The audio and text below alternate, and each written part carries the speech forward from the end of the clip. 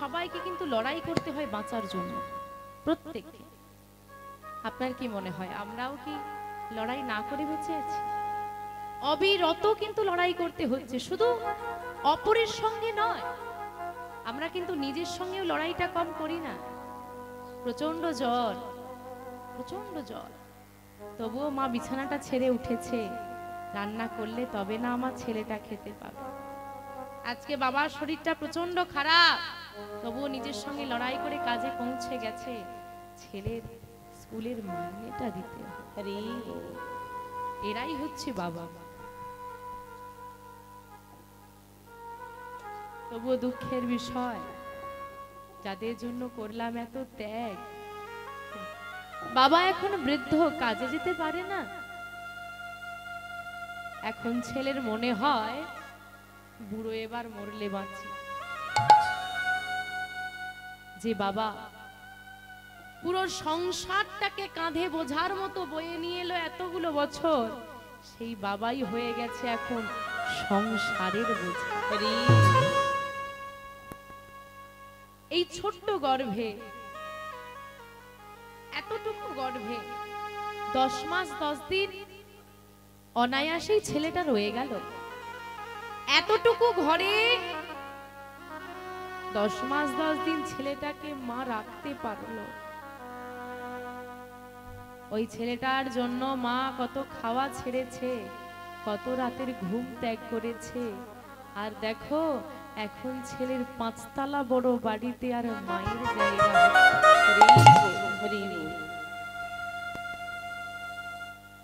মায়াবতীর শিক্ষাটা কেমন?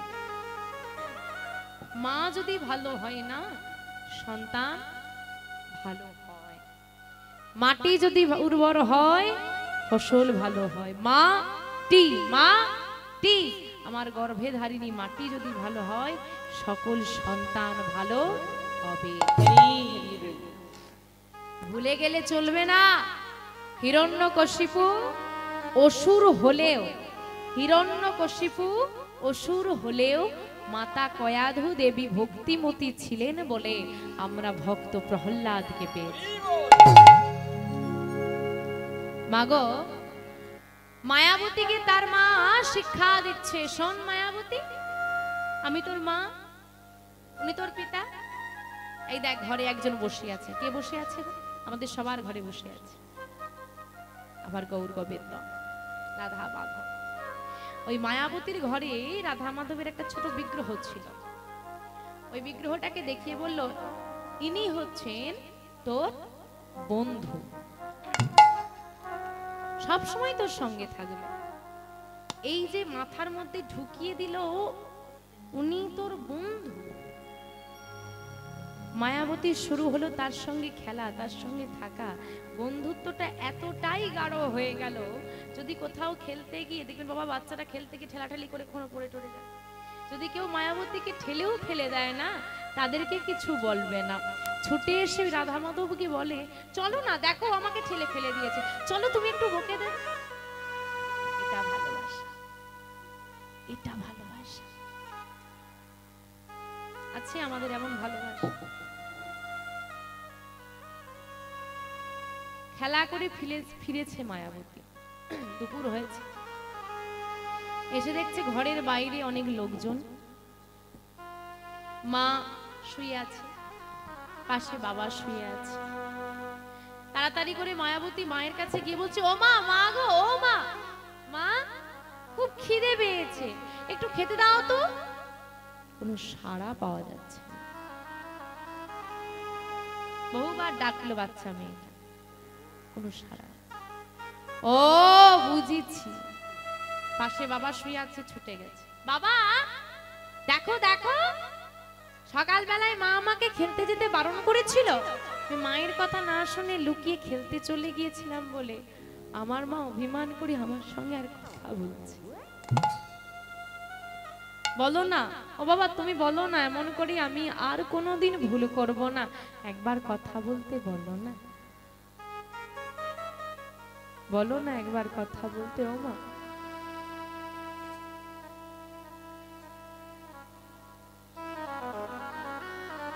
সাড়া নেই পিতা। নিস্তেজ দেহ দুটো পড়ে আছে। মেয়েটা একবার বাবার কাছে একবার মায়ের কাছে গিয়ে কাঁদছে। মেয়েটা যখন চিৎকার করে কাঁদছে, একজন প্রতিবেশী বলছে, মায়াবতী, তোর বাবা মা তোকে ছেড়ে চলে গেছে, আর কোনোদিন কথা বলবে না। যেই না বলেছে তোকে ছেড়ে চলে গেছে আর কোনোদিন ফিরবে না, মেয়েটা ছুটে গিয়ে ঘরের মধ্যে প্রবেশ করে ওই মাধবের বিগ্রহটাকে বুকে জড়িয়ে ধরে, মাধব, আমার মা তো বলেছিল তোর কোনো ভয় নেই, আমি তোর সঙ্গে আছি। দেখো না, দেখো সবাই আমাকে কেমন বলছে, সবাই বলছে আমার বাবা মা নাকি আমাকে ছেড়ে চলে। ও হে প্রভু, হে প্রভু,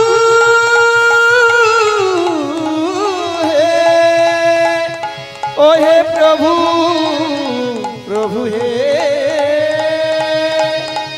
ও হে কৃপাময়,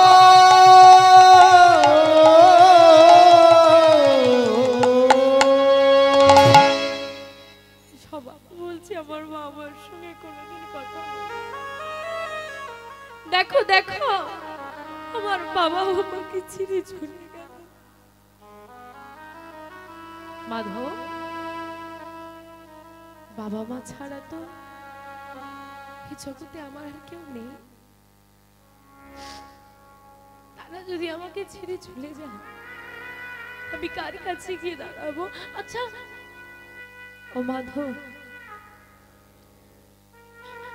আমাকে তো আমার বাবা মা ছেড়ে চলে গেল, বলো না ও মাধব, বলো না। সবাই আমাকে ছেড়ে চলে গেলেও তুমি আমাকে কোনোদিন ছেড়ে চলে যাবে না তো? আমার যে আর আপন বলতে কেউ নেই। জগতে যত আপন মানুষ দেখি সবাই যে পর। কত কথা দেওয়া, কত ভালোবাসা, কিন্তু শত ভালোবাসা ফেলে সবাইকে এক না একদিন তো বিদায় নিতে হয়। মাধব, তুমি আমাকে কথা দাও, একবার বলো তুমি আমার, সবাই আমাকে ছেড়ে গেলেও তুমি আমায় ছেড়ে চলে যেও না। তুমি ছাড়া আমার আর কেউ নেই। কি হবে গো মেয়েটা, কি হবে এবার? কি আর হবে, আমাদেরকেই দেখতে হবে। বাবা বড়া মেয়ে কোথায় বা যাবে, আছেই বা কে? আশেপাশের মানুষ কখন দুটো খেতে দেবে? খিদে পেয়েছে মা, বাচ্চা মেয়েটা নিজের ছেলেটাকে ঘরের মধ্যে ডেকে নিয়ে গিয়ে খেতে দিয়েছে। মায়াবতী ঘরের বাইরে বসে বসে বলছে, মা আমার খুব খিদে পেয়েছে, দুটো খেতে। চুপ করে বস, যখন রান্না হবে ঠিক দিয়ে দেব। চোখ দুটো দিয়ে জল নেমে এসেছে মায়াবতী। মা কেন তুমি ছেড়ে চলে গেলে? দেখো না, দেখো তুমি আমাকে খাওয়াবে বলে খাবার নিয়ে পিছন পিছন ছুটে বেড়াতে, ক্ষুধার জ্বালায় বসে আছি, কখন দুটো দেবে? কই কেউ তো দিয়ে গেল। দেখতে দেখতে মেয়েটা একটু বড় হলো, সবাই মিলে বসলো আলোচনা। না না, এভাবে আর পরের মেয়েকে কদিন দেখবো? বিয়ে দিয়ে দাও, বিয়ে দিয়ে দাও, নিজের সংসার হলে নিজে গুছিয়ে নেবে। বিয়ে দিয়ে দিল। আগেকার দিন এখানে সব ঠাম্মারা বসে আছেন, খুব ছোটবেলায় বিয়ে হয়েছে। মায়াবতীরও হলো। স্বামীর নাম হলো দ্বিজ ঘোষ। বাড়িতে আর্থিক সচ্ছলতা নেই, টাকা পয়সা নেই, কিন্তু সুখ আছে। কারণ অর্থটাই জীবনের সুখ নয়, টাকা পয়সাই জীবনের সুখ নয়। কেউ দিন আনে দিন খায় সুখে আছে, কেউ মাসে লাখ টাকা ইনকাম করে, কেউ সুখ নেই। এখন যেমন দরিদ্র ব্যক্তি পাওয়া মুশকিল, গরিব বলে আর কিছু নেই। দরিদ্র ব্যক্তি পাওয়া যেমন মুশকিল, সুখী ব্যক্তিও পাওয়া মুশকিল।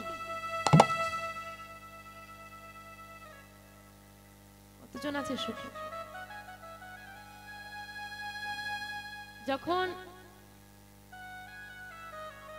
বাবার বয়স হলো 40, মা বাবাকে বলছে ছেলে মেয়েগুলো বড় হচ্ছে, তুমি ব্যবসা নিয়ে এত মেতে আছো, ব্যবসাটা একটু কমাও না, একটু সময় দাও না পরিবারকে। হয় বাড়িতে এরকম। বাবা বলল এটাই সঞ্চয় করার সময়, এখন যদি ব্যবসাটা কমিয়ে দিই সঞ্চয় করতে পারবো না। বাইরে থাকে, বাইরে ব্যবসা, ছেলে মেয়ে এখানে পড়ে আছে, স্ত্রী পড়ে আছে, এখানে যা হোক একটা করে নাও, এখানে না, এখন সঞ্চয় করার সময়। বয়স হয়ে গেল 60, ফিরে এলো দেশে। আচ্ছা বাবা, 60 বছর বয়সে গিয়ে কি এখন মনে হয় যে এখনো টাকা পয়সা রোজগার করি? কি দাদুদের মনে হয়? দাদু এখন কি মনে হয়? পরিবারের মানুষগুলো একসঙ্গে থাকি, সবাই মিলে একটু সুখে থাকি। তখন আর একসঙ্গে থাকা হলো না, তখন সেই ব্যবসা নিয়ে ছেলে মেতে গেছে, ছেলে আর বাবাকে সময় দিল না। যখন বাবার ছেলেকে সময় দেওয়ার কথা ছিল, বাবা দিল না, এখন ছেলের বাবাকে সময় দেওয়ার কথা, ছেলেও দিচ্ছে না, সেও টাকার পেছনে ছুটছে। ঠিক এইভাবেই টাকার পেছনে ছুটতে ছুটতে ছুটতে ছুটতে না, পারিবারিক যে সুখ আনন্দটা এখন খুব পরিবারে কম। তাই বাবা, নদীর এপার কহে ছাড়িয়া নিঃশ্বাস, ওই পারেতে সকল সুখ আমার বিশ্বাস। নদীর ওপার ভাবি বসি, এই পারেতে সকল সুখ আমার বিশ্বাস। কি বলছে? ওই পারের মানুষ খুব ভালো আছে,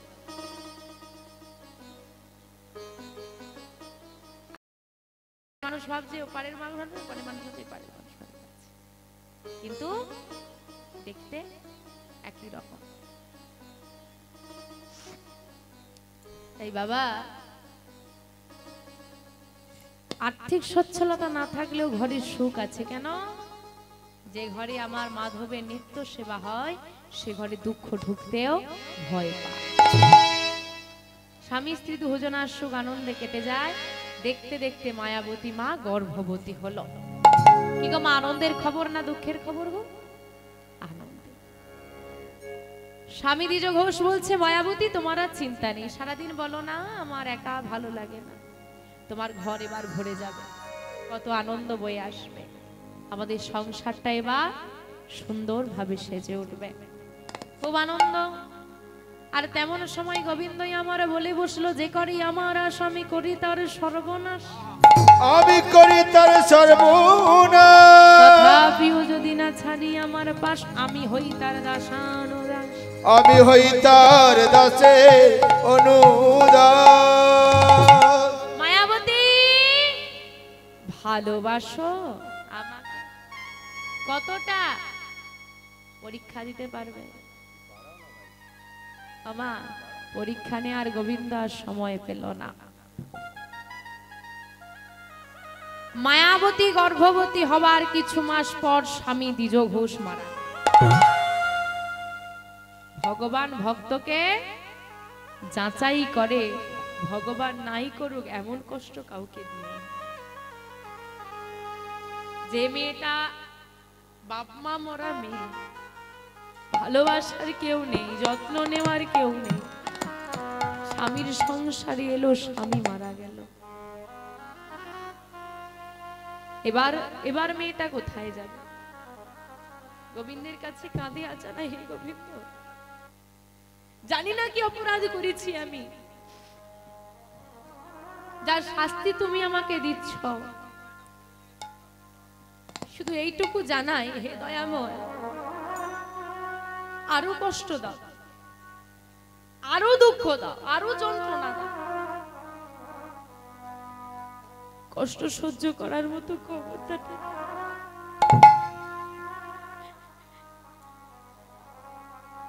যাদেরকে তুমি পাঠিয়েছিলে আপন করে এ জগৎ থেকে, সবাইকেই তো কেড়ে নিলে আমার জীবন থেকে। তুমি অন্তত চলে যেও না। আমরা যখন গোবিন্দকে ডেকে কষ্ট পাই তখন বলি, হে গোবিন্দ, তোমাকে ডেকেছি বলে এত কষ্ট দিয়েছো, তোমাকে ডাকবো না। এখনো মায়াবতী বলছে সবাইকে কেড়ে নিল, বাস তুমি আমার কাছে থেকেছো। জানি না এই জগতের মানুষের কত আত্মীয় পরিজন, ভাই বোন, পিতা মাতা, আমার তো কেউ নেই। আবারও তুমি আমাকে একা করে দিলে। আমার জন্য তুমি কি ভেবে রেখেছো আমি জানি। তোমার কেমন মহিমা বলো না দয়াময়ী, তোমার কেমন লীলা। মাধব দয়াময়,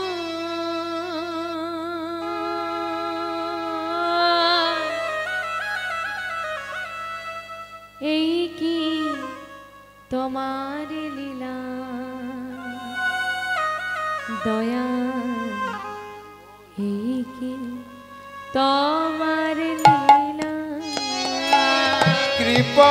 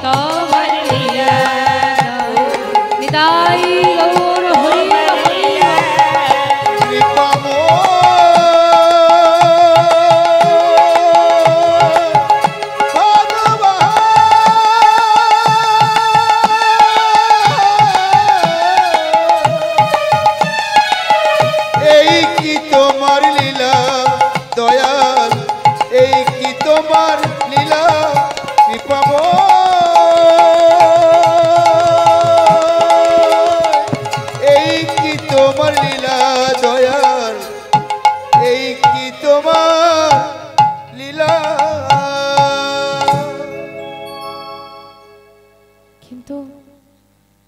আমি যতই মেনে নিই, আমি যাব কোথায়, কার কাছেই বা যাব? হ্যাঁ, আমার তো গর্ভের সন্তান, কিভাবে প্রতিপালন করব তাকে? ভাবছো বসে চলবে কিসে?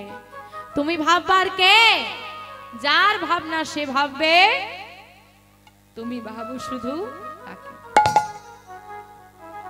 আমি তো ভেবে কিছুই করতে পারবো না। তবে বসে বসে শুরু হলো হরিনাম। ওই মাধবের কাছে বসে বসে সারাদিন করতালি দিয়ে নাম করে। আমা আশেপাশের মানুষের সহযোগিতায় মাতৃগর্ভে বেড়ে উঠছে বিহারী, আর মা ওই সারাদিন শুধু বসে বসে করতালি দিয়ে নাম করে। ওমা হরি নামে পুষ্ট হয়ে গেল ছেলের